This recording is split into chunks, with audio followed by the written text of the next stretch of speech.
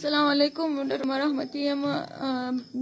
لس کم 11 بجې وې چې زموږ کور کې کوچنی سپی دی، هغه ډېر وغپل. زما خویندې ورغلې وې، زه هېڅ خبره نه وم. دروازه وټکېدلې وه، دوی بېرته راغلي وه چې په نیمه شپه څوک راځه غږ ورته کړی و، غږ یې نه و کړی. بیا زما ورور روبیټ د هغه سپي ډېر غپلی، بیا زما ورور زما سره په خونه کې ناست و چې هغه راووتی، داسې یو دم په خونه راننوتی چې کور ټول طالبانو پر سر اخیستی، تقریبا تر 100 اضافه وه. د دیوالو سره اوښتي وه، کور یې ټول مای سره کړی و. په خونه کې ولاړ وه، ما ته وایي وځه مه، ته وارخطا ووایي ژر زنګ ووایه. یو خوا ته به راځه، زما لاسو کار پرېښوی، راووتم طالب ته وم چې دی وروره څه خبره ده، مشۍ یې راباندې کش کړلې، وایي ودرېږه.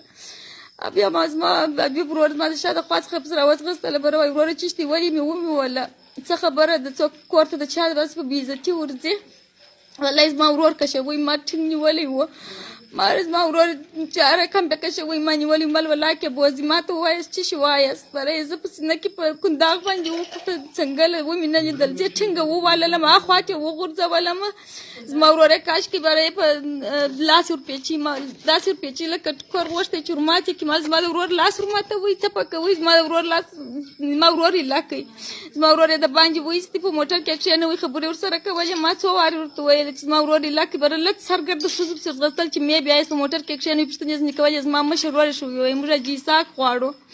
هغه بره زه ورته وایم دا حاجي اسحاق نه دی، زما کشر ورور دی، نه په دولت کې کار کوي. خلک څه شي وکړي، که په دولت کې کار کوي، که د طالبه سره کار کوي، خپل اولاد ته نفقه پیدا کوي. او تاسو دونې داسې اسلامیت دی چې تاسو په یو کور ننوځئ، ښځې لږ سر ولڅ پښې درپسې درځغلي او تاسو ماشې پر کشوئ. ما ورته ویل برل خور خوړلې خو مو نه دی، دا درسره به وایي. زه بېرته 2 وارې راغلو په کور کې چې سره کښېنستلو، زه لایف راغلم، ما کیسه وکړله. بېرته 2 وارې چې مو کتل تر 100 اضافه راغلل. بیا یې دروازه وټکوله، 1.5 نفره وه راغلله. بره یې ویل وایي موږ د درېیمې اوزې هغه کسان چې راغلي وو هغه غله وه، اوس موږ ستاسو په کور کې تلاشي کوو. د وړو پزه یې ځان ته ایښوله، ملکتاس وله هغه کسانو پکښې کې وه. ما ولیدل درواغ یې وویله. بره راله په کور کې ټکان وکړله، آل ایښي وو چې هاخوا ته سئ ښځې، هاخوا ته سئ، په ښځو باندې ټکان و. دغه ما ورته ویل د خدای وریدي ټکان مه کوئ. کوچنیان چیغې وهلې، زما خویندې و، دوی په هغه اول واره کې راغلي وه، بامونه زیرخانې پسې بکسونه ګرده شان یې راوغورځوله.